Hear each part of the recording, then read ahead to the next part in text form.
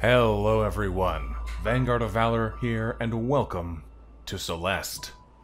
This is our second game out of the Vault of Valor, which is the new name for our series of games which I've played over the last little while, which are excellent and definitely worthy of your attention, but which I haven't had a chance to show off yet. And Celeste is definitely worthy of your time. Let's take a step into it and we'll describe what we're getting into here, but as we do, we'll need to choose our profile, and as you can see, I've spent a little bit of time with this game. We've got 30 hours in here, we've got 8,000 deaths.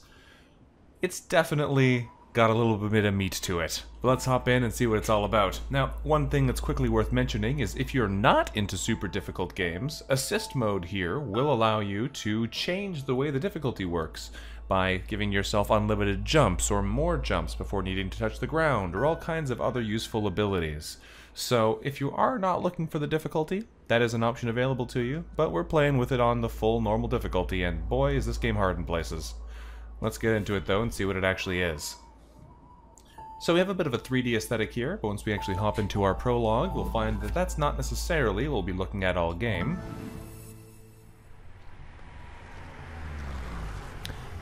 This is it, Madeline. Just breathe. Why are you so nervous?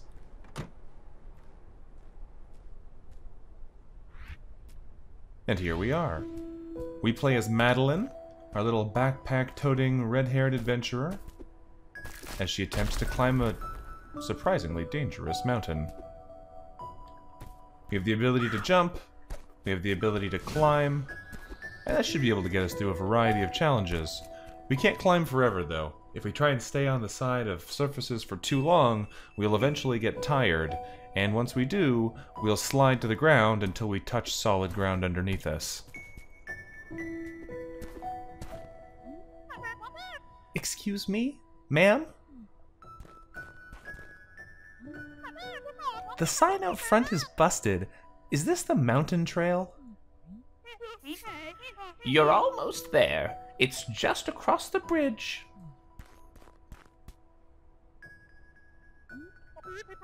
By the way, you should call someone about your driveway. The ridge collapsed and I nearly died. If my driveway almost did you in, the mountain might be a bit much for you.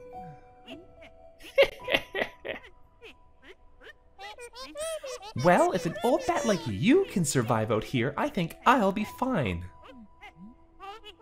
Suit yourself. But you should know, Celeste Mountain is a strange place. You might see things. Things you ain't ready to see. You should seek help, lady.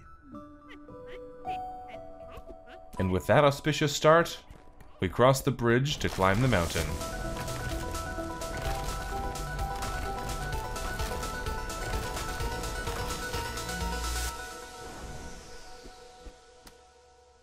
Oh, also, we can air dash.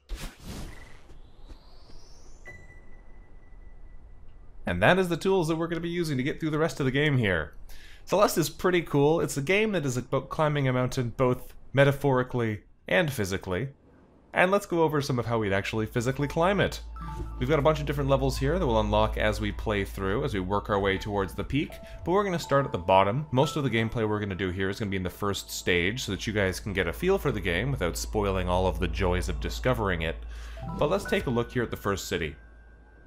As we do, we have a bunch of stuff showing up on screen here. We've got a heart, we got some strawberries, we got a bunch of skulls. Basically, this will let us more easily track our completion and how many times we've been horribly murdered trying to get here. And we'll come back to this briefly after we've done the first stage here, but let's hop in and see what it's all about. Now, these stages are going to get more and more complicated as we go.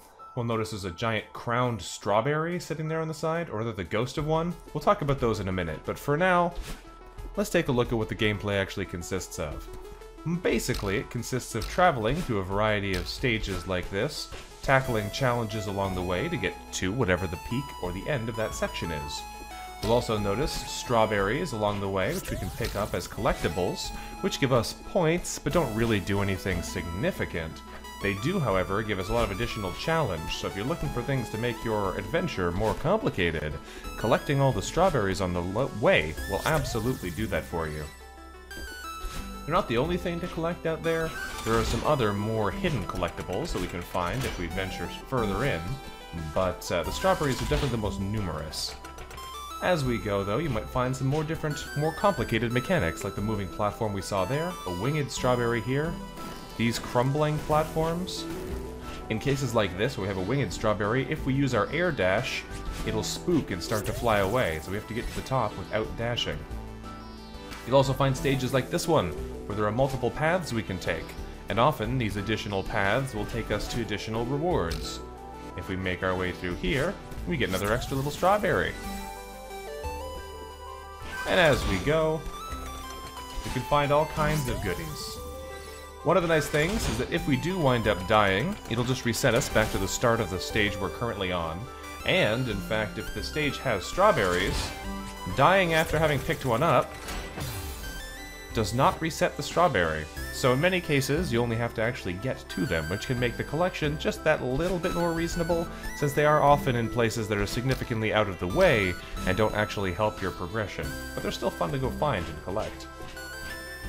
We'll also find items like that green gem there, which would allow us to reset our dash in the air. We'll see it here. We can dash, catch the gem, and dash again. Not only that, but it also resets our ability to climb on walls, so if we're getting fatigued, picking one of those up will reset us back to a more normal state. We're not going to go for every single collectible here, but we're going to collect a bunch of them. Every so often, we'll find a friendly face like Theo here we can talk to as we wander our way through the world, and those conversations are definitely worth having. While this is mostly just a platforming game with a cool aesthetic and a great soundtrack, it also has a pretty interesting story, and a lot of that comes through in the way you interact or choose to interact with these different characters.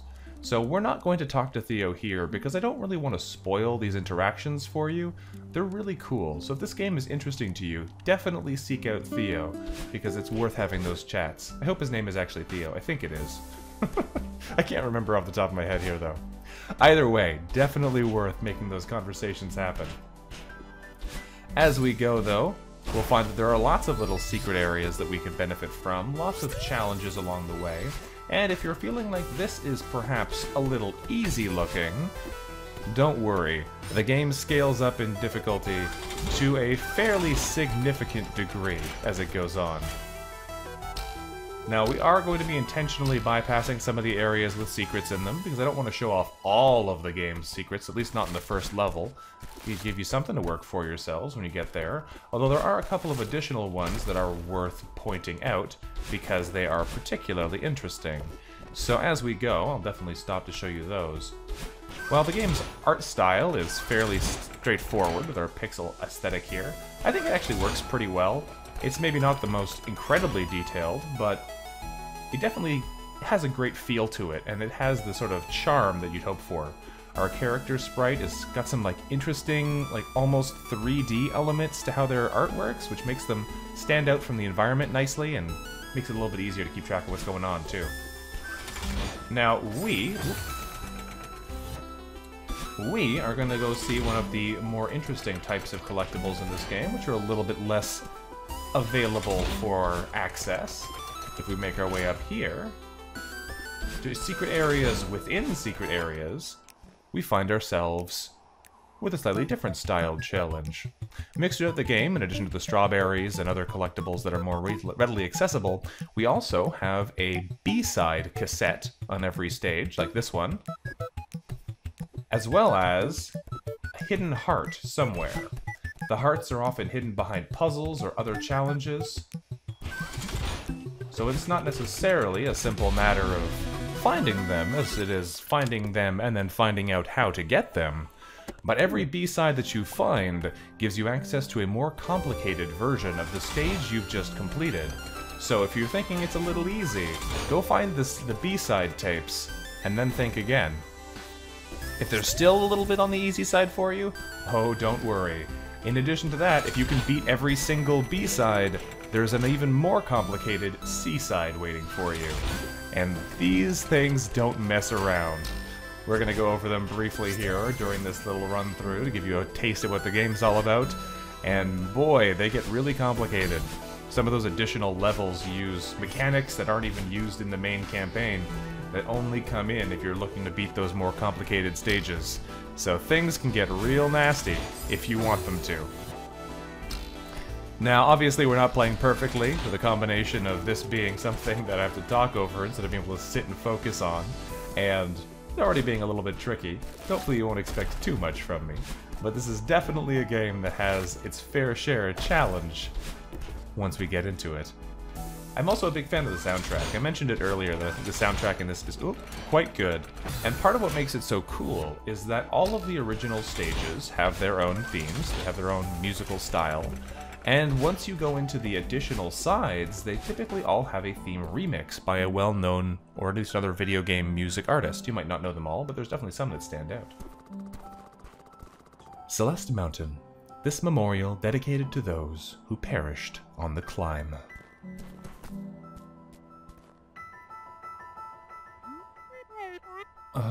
I'm exhausted.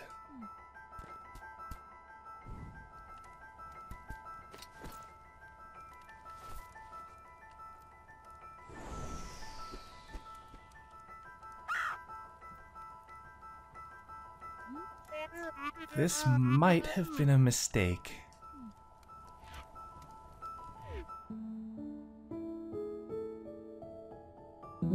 And there we have it. At the end of every chapter, we have a nice little splash screen like this to show our accomplishment, and we're able to move on to the next area. It'll tally up our collectibles, it'll tally up our deaths, and we can go on from there. Now, one of the things that I skipped over before is if you are coming back, if you are interested in collecting all the things the game has to offer, it actually tracks them for you fairly nicely. It shows you, with each checkpoint that you unlock, how many strawberries are within that checkpoint before the next one, and as you play through the game, you can check and see which ones you've collected, because they're all arranged in order from where you are in the overall arc of the level.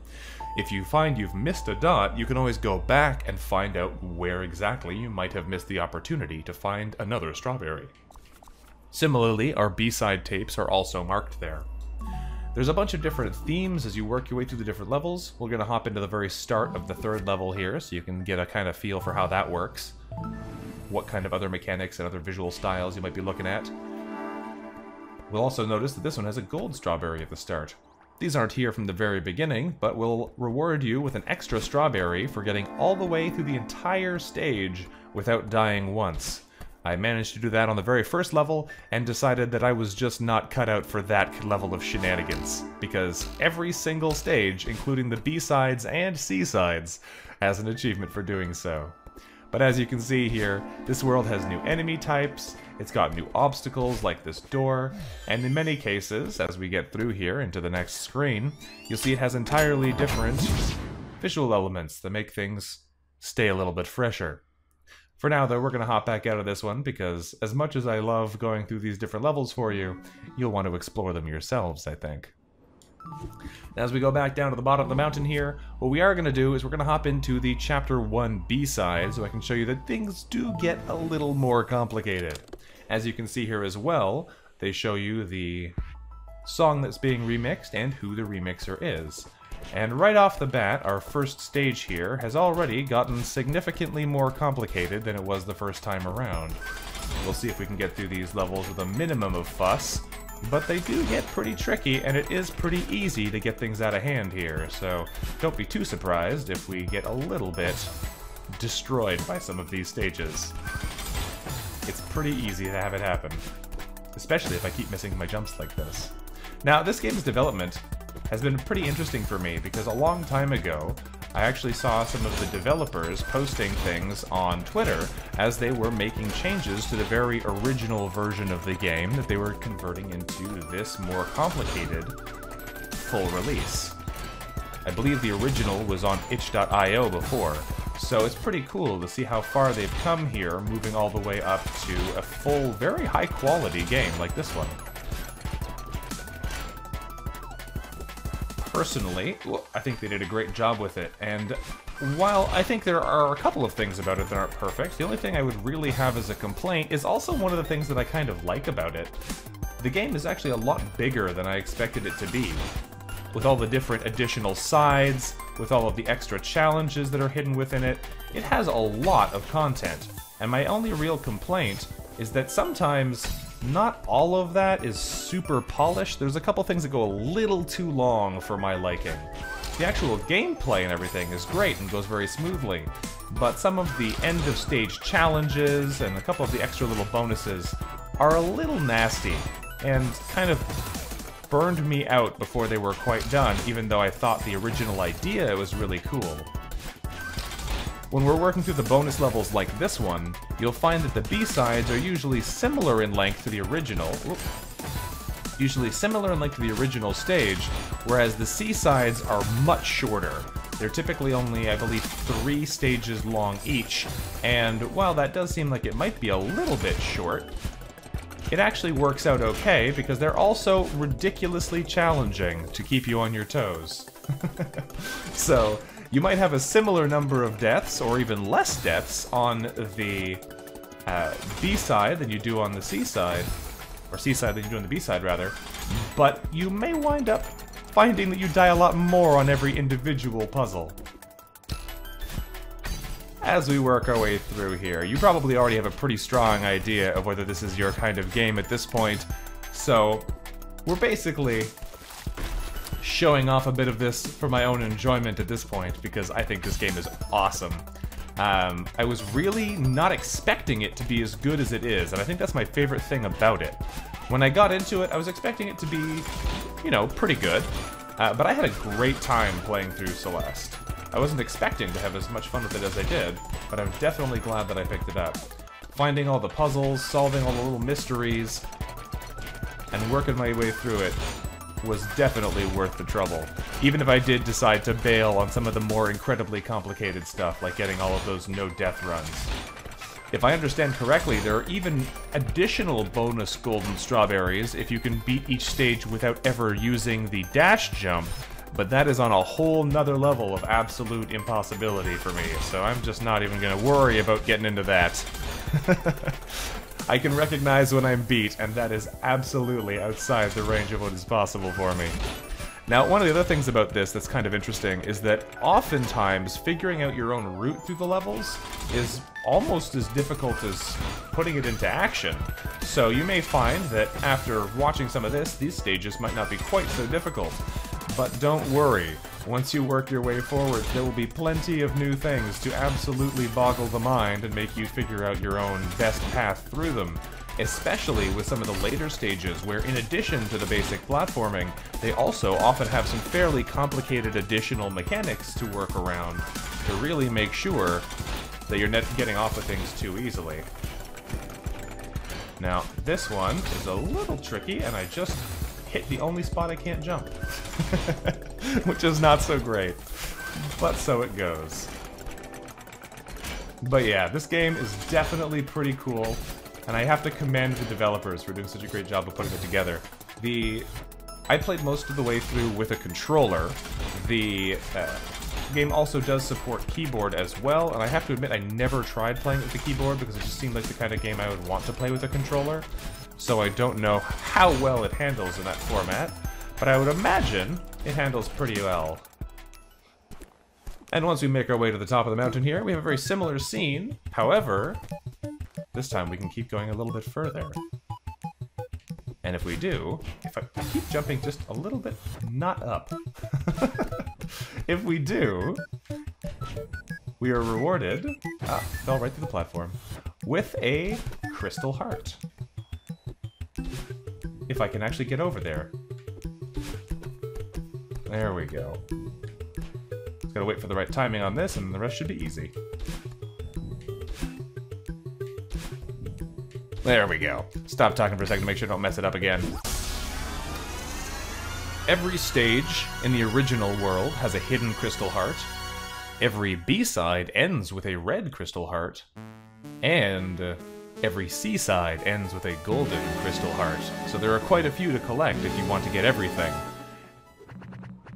While these don't have quite as many alternate paths, the extra challenge will definitely keep you moving. And just so you can get a taste of it, the seasides get even more complicated.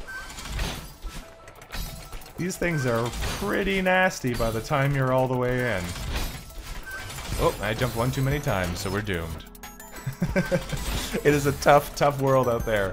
We're not going to get into all of this. I just wanted to show you that it does get quite a bit more complicated. And that's not even getting into the new mechanics and new challenges that get built in as we work our way through. There's a ton of cool stuff in this game, not to mention the fact that there's all of these additional tracked pieces of information. So if you're into the completion style of things, you can go for getting the fastest times while going through these areas. You can go through them with the fewest possible deaths. And there's all kinds of additional challenges hidden in there if you go for the no dashing runs, the no death runs, all of the additional bonuses. And if you're particularly curious, there's even the original game that got turned into the full game of Celeste in here. I believe this was originally released on itch.io and is kind of like the basis on which this game was created. Either way, there is some cool stuff in this game, and it is definitely worth exploring if you're into this genre. Hopefully you've enjoyed this episode here while we play through a game that I have played in the past and enjoyed a lot. And let me know in the comments what you thought. We'll still be experimenting with this series, I think, as we work our way through it, as there are plenty more games that I want to showcase in the future here. But this has been Vanguard of Valor playing Celeste, and until next time, bye-bye.